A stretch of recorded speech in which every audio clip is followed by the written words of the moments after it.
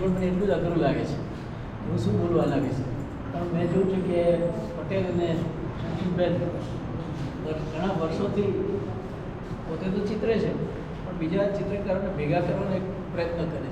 એમાંનો એક પ્રયત્ન છે. અને આખું કહે ને કે વિવિધ પ્રકારનું ભોજન આપણને મળે, જેને જે ગમતું એ પ્રકારનું જોવા મળશે, જમવા મળશે કે જવા મળશે. અને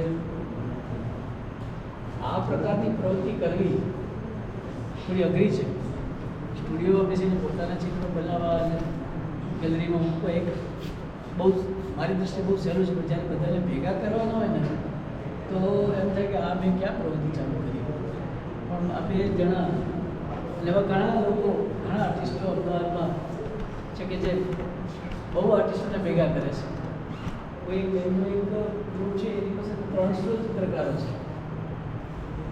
મેં ક્યુરિયોસિટી કારણે પૂછ્યું કે તમે કેટલા બહેનો છો? 300 બહેનો અમારી પાસે. 300 બહેનોને ભેગા કરવા પણ ના કે અમે મહેનત કરેલી છે, ઘણા વર્ષોથી કરે છે. પણ વાત એ બને છે કે આટલું બધું કર્યા પછી શું?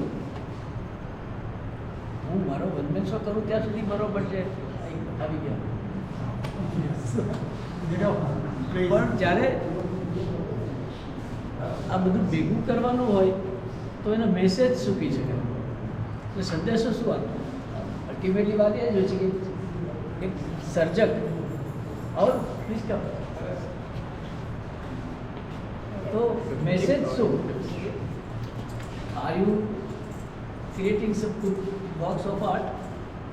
Are you creating atmosphere of art and enthusiasm within you, within your art circle, curator or visitor? જે લોકો જોવા આવે છે, ક્વેશ્ચન ત્યાં આવીને ઊભો રહે છે કે આ બધું કર્યા પછી આવું બધું ઊભું થાય છે કે નથી થતું. અને પ્લસ માનો કે થયું હોય કે ના થયું હોય તો આ કન્ટિન્યુ રહેશે કરું. One man show is easy to work out any date, any year. પણ જ્યારે તમે બધા ભેગા કરો ને ત્યારે તમારે ગોવાળનું કામ કરવું પડે. હવે ગોવાળ જો સારો હોય, તાકાતવાળો હોય, સારો તાકાતવાળો હોય ને બહુ બધું કોઈ જતો હોય તો બધાને એક લાઈનમાં રાખી શકે અને એક રીતે રાખે. અધરવાઇઝ કોઈ આમ ભીખ મારે, કોઈ આમ પૂછીને બોલાડે. એટલે આ કામ બહુ અઘરું છે.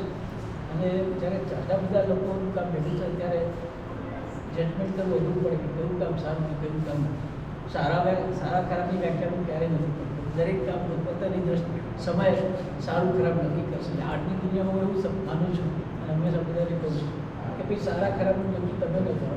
Late the time comes and let the time decide કે which is good work and which is not.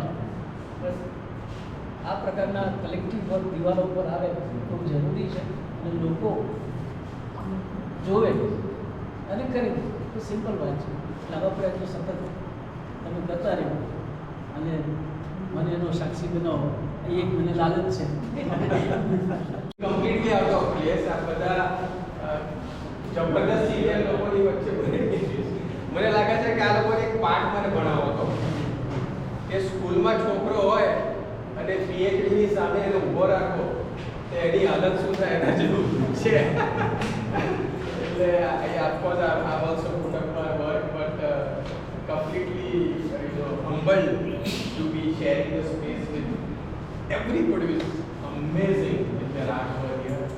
અને કેટલા લોકો તમારા વાતને એક્સટેન્ડ કરું તો they are really very strict. સિલેક્શનની પ્રોસેસ એમની એટલે હું તો ગઈકાલે મને બપોરે રિજેક્ટ કર્યો છે કે આ પાછું લઈ જાઓ, બીજું કંઈ લઈ જાઓ. So it is very strict and I can see the quality of work and absolutely amazing. Feeling humble. Thank you so much. મારું નામ નરેન્દ્ર પટેલ છે. આજે અમે કોન્ફ્લુઅન્સ 3 નામનું એની 3જી એડિશન એનું એક્ઝિબિશન ખુલ્લું મૂકવા જઈ રહ્યા છીએ. આ શોમાં લગભગ 17 કલાકારોએ ભાગ લીધો છે. તેમાં મુંબઈના, દીવના પણ નેશનલ ઇન્ટરનેશનલ લેવલના આર્ટિસ્ટોનો પણ અમે સમાવેશ કર્યો છે. આ એક્ઝિબિશનનો આશય કે અપકમિંગ આર્ટિસ્ટોને પણ અમે આમાં લીધા છે, પ્લસ અમદાવાદના એસ્ટાબ્લિશ આર્ટિસ્ટોને પણ અમે લીધા છે. આ શો કરવાનો આશય અમારો એ કે અપકમિંગ આર્ટિસ્ટોને બી અમે સાથે સાથે પ્રમોટ કરીએ અને એક વર્ક ઓફ વેરિએશન બધું અહીંયા જોવા મળે એનું થોડું ઘણું અમે ખ્યાલ રાખ્યો છે. આ એક્ઝિબિશન અમારું 5, 6 અને 7 શુક્ર, શનિ, રવિ 4 થી 8 અઢી સિંગ સેન્ટરમાં ખુલ્લું રહેશે.